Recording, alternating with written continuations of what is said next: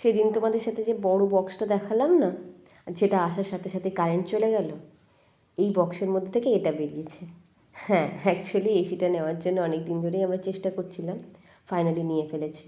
আর দেখো না, এসিটা নেওয়ার পর ওরা লাগিয়ে দিয়ে গেছে, তখন প্রায় 1টা 1:30 বাজে ওরা লাগিয়ে দিয়ে চলে গেছে। ঘরটা সে কি একাকার কাণ্ড, মানে ধুলো যেমন, নোংরা চারিদিকে ভরে গেছে। রান্না তো তেমন কিছু করে উঠতে পারিনি, ডাল আর ডিমের তরকারি করেছিলাম, আর একটু আলু ভাজা ছিল। আর ঘরটা পরিষ্কার করতে করতেই আমার বেজে গেছিলো 3টে, এত নোংরা ছিল।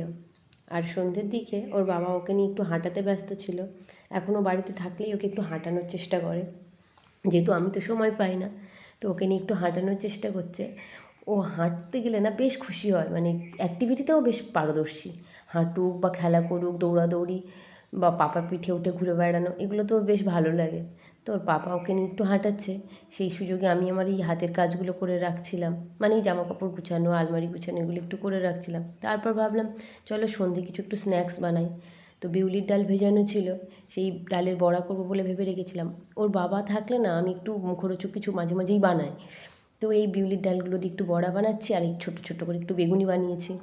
এটা দিয়ে আজকে আমাদের সন্ধ্যে স্ন্যাক্সের কাজটা সারা যাবে, কারণ দুপুরের দিকে কিচ্ছু করে উঠতে পারিনি, কিছুই না। আর সাথে একটু চা আছে। তারপর ভাবলাম সব যখন হচ্ছে, তাহলে একটু ধনেপাতার চাটনিটা ভাই বাদ যায় কেন, তো সেটাও করে নিয়েছিলাম আজকে।